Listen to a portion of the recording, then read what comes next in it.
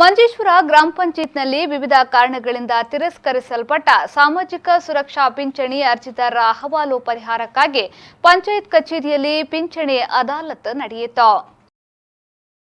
ಗ್ರಾಮ ಪಂಚಾಯತ್ ಅಧ್ಯಕ್ಷ ಅಬ್ದುಲ್ ಅಜೀಜ್ ಹಾಜಿ ಅದಾಲತ್ಗೆ ಚಾಲನೆ ನೀಡಿದ್ರು. ಬಳಿಕ ಮಾತನಾಡಿದ ಅವರು, ಸರ್ಕಾರದ ಹೊಸ ಸುತ್ತೋಲೆಯಿಂದಾಗಿ ಹಲವರು ಪಿಂಚಣಿಯಿಂದ ವಂಚಿತರಾಗಿದ್ದಾರೆ.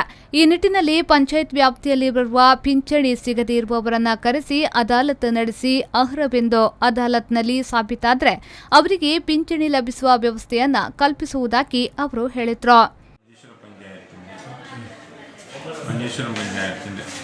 പെൻഷൻ അദാലത്താണ് ഇന്നിവിടെ നടക്കാൻ വേണ്ടി പോകുന്നത്. സർക്കാരിൻ്റെ ഉത്തരവ് പ്രകാരം പെൻഷന് അപേക്ഷിച്ചവരെ ഒന്നും കൂടി പുനഃപരിശോധിക്കണമെന്ന് അതിൽ ചില മാനദണ്ഡങ്ങൾ കൂടുതൽ വരികയും അങ്ങനെ ആ മാനദണ്ഡങ്ങൾ വെരിഫിക്കേഷൻ ചെയ്തപ്പോൾ 200 പേരെ പുനഃപരിശോധിക്കേണ്ട ഒരു ആവശ്യം വന്നു.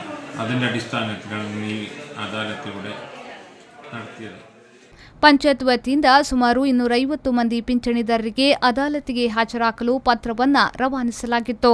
ಆ ಪೈಕಿ ಕೇವಲ 60 ಮಂದಿ ಮಾತ್ರ ಅದಾಲತ್ಗೆ ಹಾಜರಾಗಿದ್ರು. ಇದರಲ್ಲಿ 50 ಮಂದಿಯ ಅರ್ಜಿ ಅಂಗೀಕಾರವಾಗಿದೆ. ಉಳಿದ 10 ಮಂದಿಯದ್ದು ಮಾತ್ರ ಪರಿಗಣನೆಯಲ್ಲಿದೆ. ಮುಂದಿನ ದಿನಗಳಲ್ಲಿ ಅರ್ಹತೆಯನ್ನ ಮತ್ತೊಮ್ಮೆ ಸಾಬೀತುಪಡಿಸಿದ ಬಳಿಕ ಪರಿಗಣಿಸುವುದಾಗಿ ಪಂಚಾಯತ್ ಅಧಿಕಾರಿಗಳು ತಿಳಿಸಿದ್ದಾರೆ. ರೆಹಮಾನುದ್ದೀನ್ ಅವರ ವಿ4 ನ್ಯೂಸ್ 24/7 ಮಂಜೇಶ್ವರ.